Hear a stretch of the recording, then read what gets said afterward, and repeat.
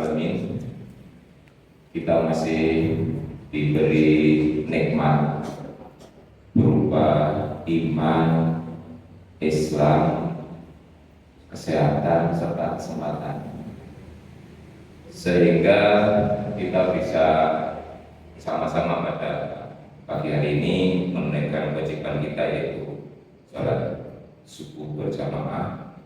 Demikian juga kita masih diberi kesempatan untuk melaksanakan ibadah saum pada hari ini, yang insya Allah sebentar lagi hampir selesai. Salah satu pekan depan kita sudah berlibur fitri, jadi kurang dari sepekan.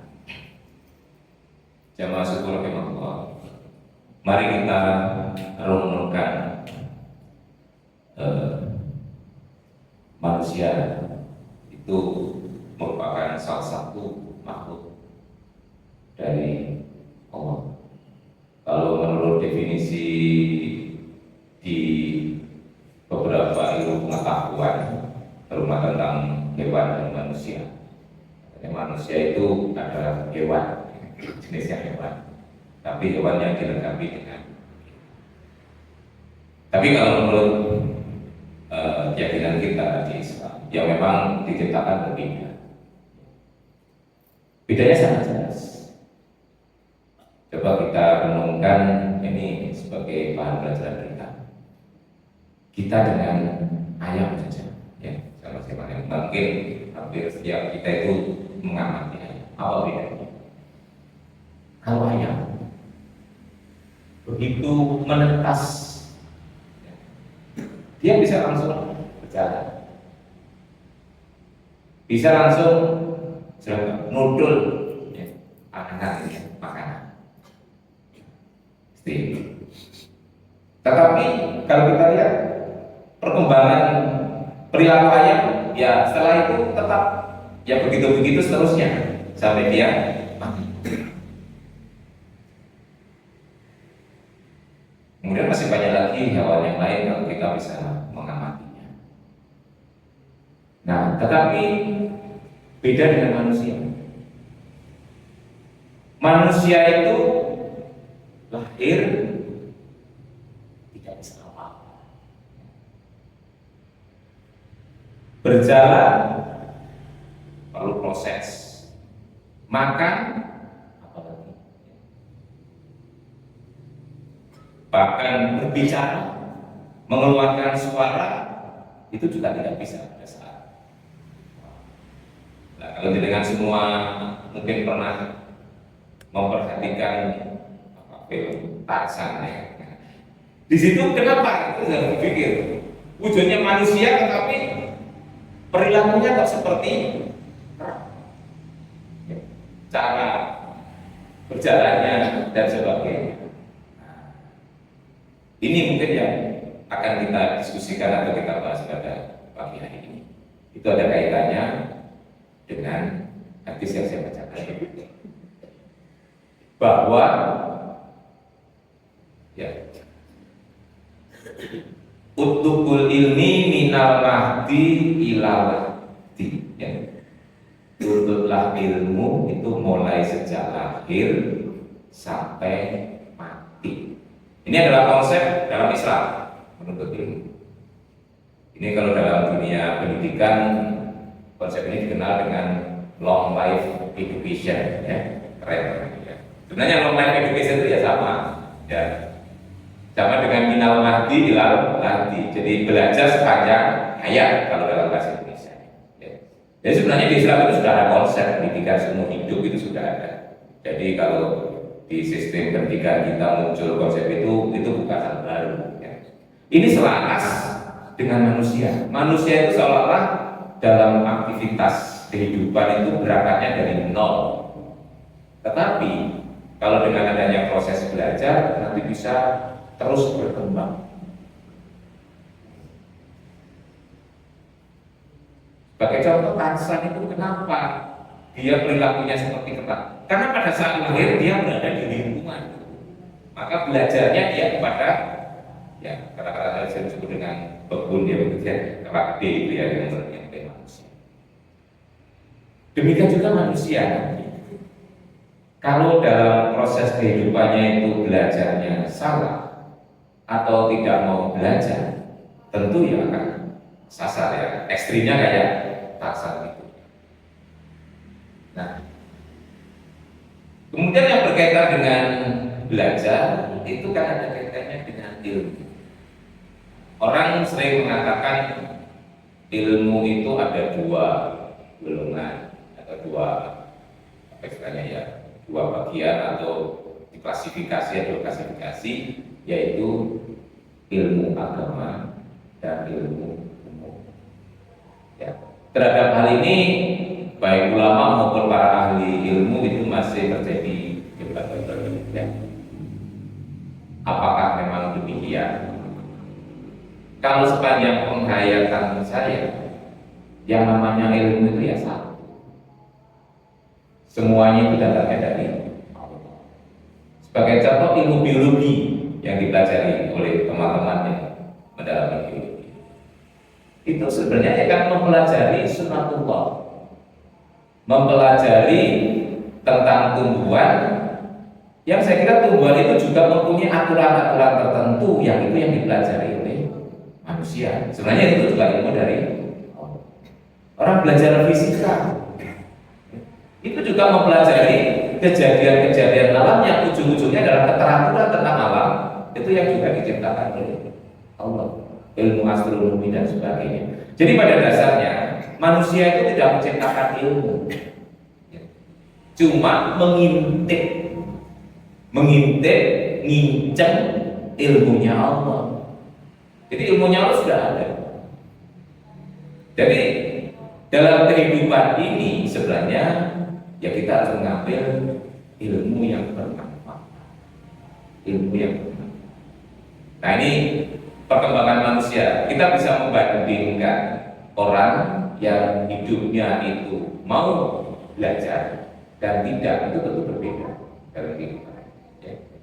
Nah, yang namanya belajar itu jangan diartikan hanya belajar di tempat yang formal seperti sekolah, kampus, pesantren, itu ya. Tetapi belajar itu bisa di mana saja. Bahkan kita bergaul dengan masyarakat itu juga sarana untuk belajar.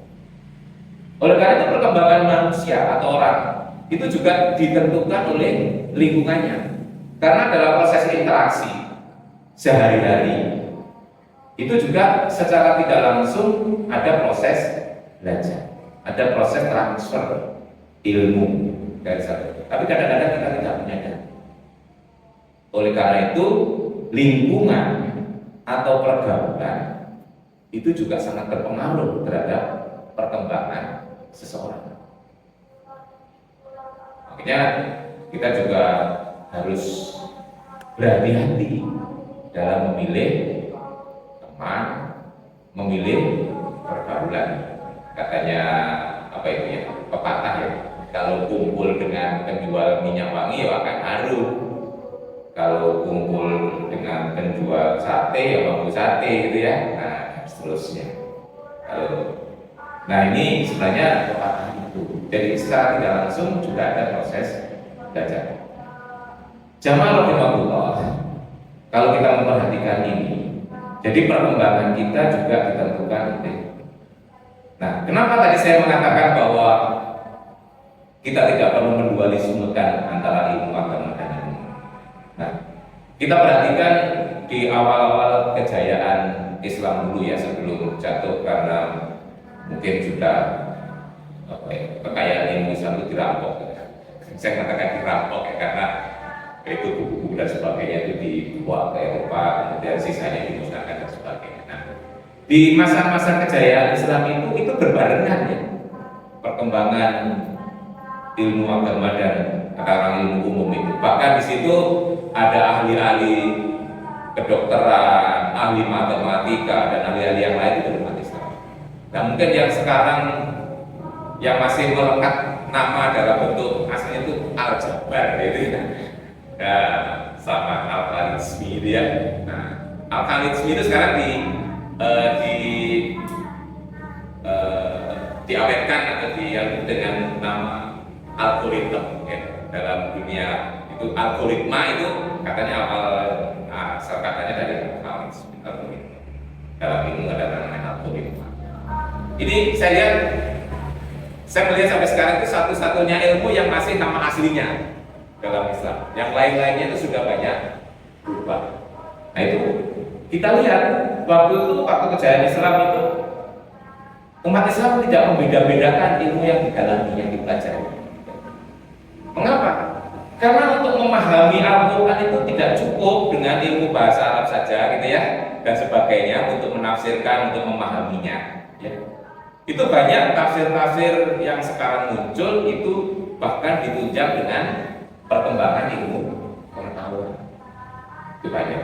Sebagai contoh ilmu ayat yang menerangkan tentang perkembangan manusia, gitu ya, mulai sejak pembuahan sel telur ketemu sperma sampai pada dilahirkan sampai perkembangan jadi manusia itu diceritakan dalam Al-Quran. Tapi waktu itu sebelum orang tahu ilmu embriologi, di biologi itu susah menafsirkan yang ada di sana. Tetapi setelah ada ilmu biologi, terutama ilmu embriologi, dengan mudah dipahami ayat-ayat seperti itu. Jadi saya ambil penting satu tentang matematika. Dan saya itu kan mendalami matematika.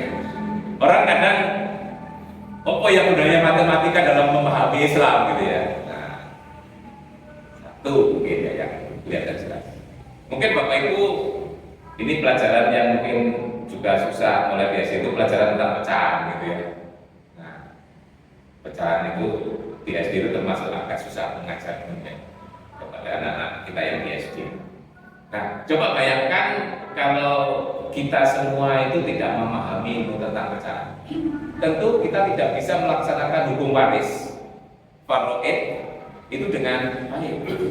Di sana kan disebutkan warisan itu sepersekian. Itu akan kita ketemu pecahan-pecahan yang dengan penyebut yang berbeda-beda. Tapi kalau di total semua jadi satu.